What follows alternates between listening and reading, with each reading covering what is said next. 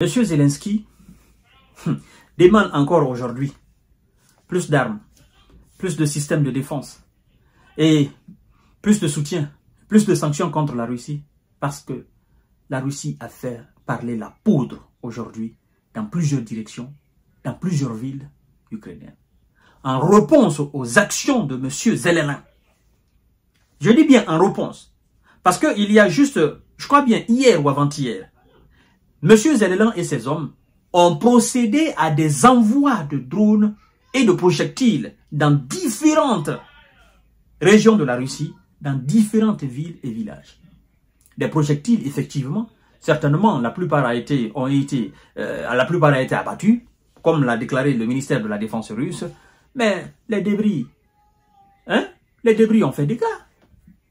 Même si ce sont des dégâts matériels, évidemment, je crois bien aussi qu'il y a des gens qui ont été touchés. Mais aujourd'hui, qu'est-ce que la Russie fait? Elle fait parler la poudre. Et ça fait énormément couler assez d'encre. Le gars, il est totalement dépassé. Ce que dit d'ailleurs le gouverneur d'une région, ça c'est alarmissime. Mesdames et messieurs et mesdemoiselles, plus d'une 50aine de personnes envoyées, n'est-ce pas, de l'autre côté, c'est-à-dire à l'infirmerie. Et on nous dit pour le moment que 3 seraient partis au repos définitif. Donc, laissez-moi vous donner en détail tout ce qui s'est passé et ce que l'état-major ukrainien nous raconte, les gouverneurs des différentes régions nous racontent.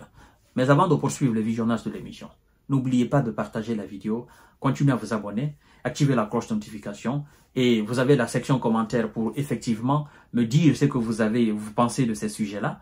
Et laissez-moi vous dire que vos différentes suggestions et différents commentaires me font assez de bien, ça me fait énormément de bien parce que ça m'inspire, mais aussi je partage beaucoup de choses avec vous dans ces commentaires.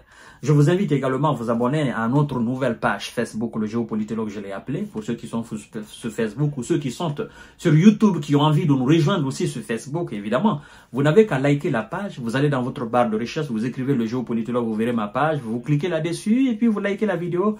Le fait de liker déjà, vous êtes abonné à la page et puis vous continuez, n'est-ce pas, le visionnage de l'émission. Ça ne vous prendra que quelques secondes. Laissez-moi vous dire, mesdames et messieurs, des opérations aériennes de haute précision de la part des hommes de monsieur Vlado, effectivement, ont envoyé 3 personnes au repos définitif et plus de 50 envoyés à l'infirmerie. Je veux parler de l'hôpital blessé, n'est-ce pas, dans 3 régions de monsieur Zelensky. Les opérations aériennes de missiles, de bombes aériennes, de drones, chez M. Zelensky, ont fait jeudi. Au moins, ils ont envoyé 3 au repos définitif et plus d'une cinquantaine blessés dans 3 régions de M. Zelensky, selon les autorités locales ukrainiennes. On dit, le parquet général de Donetsk a fait état d'une personne envoyée au repos définitif et de 3 blessés civils dans effectivement, à la suite de ces opérations de la part des hommes de M. Vlado, à Konstantinivka, par des bombes planantes russes. Cette cité, située à quelques kilomètres seulement du front et servant de garnison à l'armée ukrainienne, est souvent la cible des opérations de la Russie. Donc, cette cité qui sert de garnison à l'armée ukrainienne. Donc, c'est ça alors que les hommes de M. Vlado visent. Vous comprenez mieux. Alors, on nous apprend qu'un peu plus au nord, une daronne de 54 ans a été envoyée au repos définitif par aussi un drone explosif, près de la ville de Kupiansk, dans la région de Kharkiv. Une zone exposée aux constants assauts russes, avait déclaré le gouverneur local. Je comprends mieux maintenant et vous comprenez mieux maintenant pourquoi il est demandé l'évacuation forcée dans cette région de Kharkiv. Kharkiv qui, avant l'opération spéciale, faisait 1 400 000 ou 1 600 000 habitants. C'est la 2e grande ville de l'Ukraine et la 2e plus importante aussi de l'Ukraine. Voilà.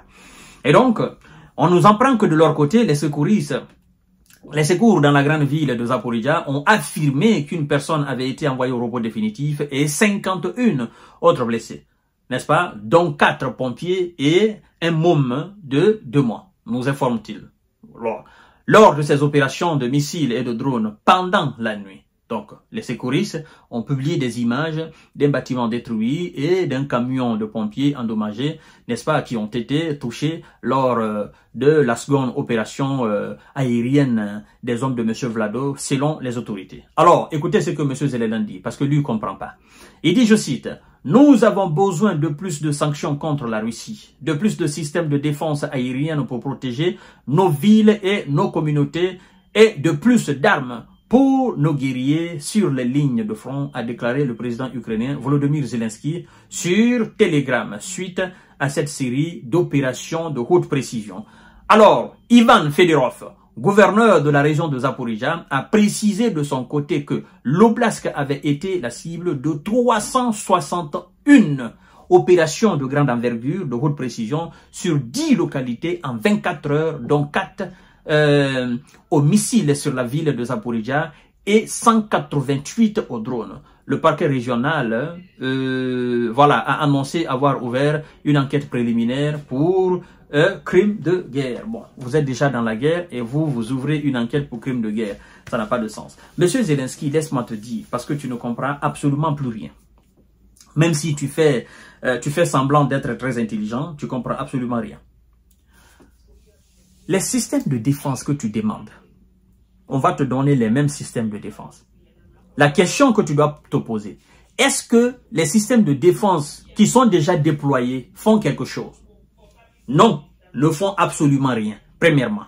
Deuxièmement, quand tu parles de plus de sanctions, veux-tu maintenant qu'on impose quel genre de sanctions sur la Russie qui n'a pas été encore imposée?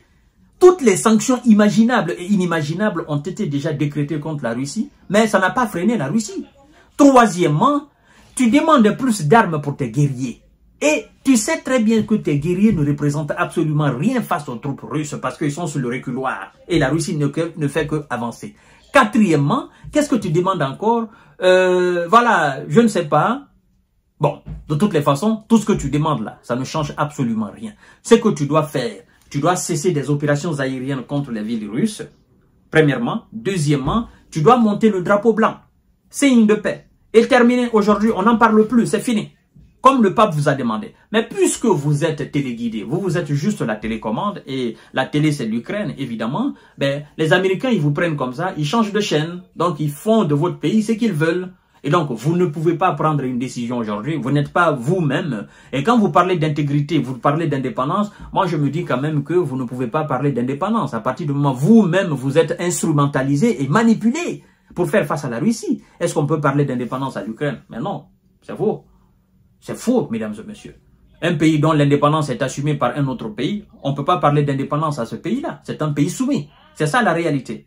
Voilà, mesdames et messieurs et mesdemoiselles, ce qui s'est passé alors dans ces opérations aériennes des éléments de M. Vlado. Je vous reviens tout à l'heure pour notre série d'informations décortiquage. Partagez la vidéo dans tous les groupes possibles. Continuez à vous abonner à ma chaîne YouTube Kanté J Visionnaire le vrai, mais aussi à ma page Facebook Le Géopolitologue. Merci beaucoup et bonne soirée à vous.